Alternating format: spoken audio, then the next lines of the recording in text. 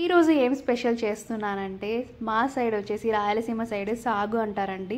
ఇది పూరీలోకి చాలా బాగుంటుంది. కొంతమంది దోశలోకి కూడా తింటారు, కొంతమంది బొంబాయి చట్నీ అని కూడా అంటారు. మా సైడ్ సాగు అంటాము. ఫస్ట్ వచ్చేసి ప్రాసెస్లో ఒక బాండ్లీ తీసుకొని ఆయిల్ వేసి ఉద్దిబ్యాళ్ళు, శనగబ్యాళ్ళు, ఆవాలు, జీలకర్ర వేసుకోవాలి.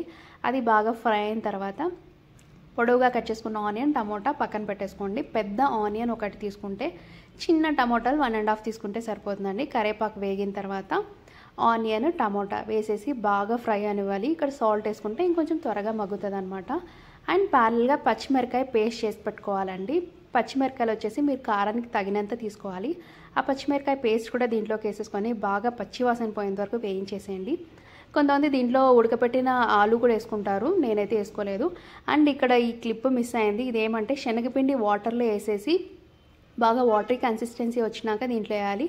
డైరెక్ట్ వేస్తే ఉంటలు కడుతుంది కాబట్టి తర్వాత బాగా వాటర్ వేసుకొని ఉడకపెట్టేసుకుంటే అది బాగా ఉడికిన తర్వాత టేస్ట్ చెక్ చేసుకోండి. ఏమన్నా ఉప్పు, ఏమైనా కారం తక్కువ ఉంటే, కారం ఆల్మోస్ట్ ముందు మీరు ఫ్రై చేసేటప్పుడే టేస్ట్ చెక్ చేసుకోండి. ఉప్పు ఏమైనా తక్కువ ఉంటే వేసేసుకొని కొంచెం బాగా బాయిల్ అయిన తర్వాత కొంచెం వాటరీగానే చేసుకోండి, ఎందుకంటే చల్లగా అయితే గట్టిగా అవుతుందన్నమాట. లాస్ట్లో కొత్తిమీర వేసుకొని పూరీలోకి తింటే సూపర్ అంటే సూపర్ టేస్టీ ఉంటుంది.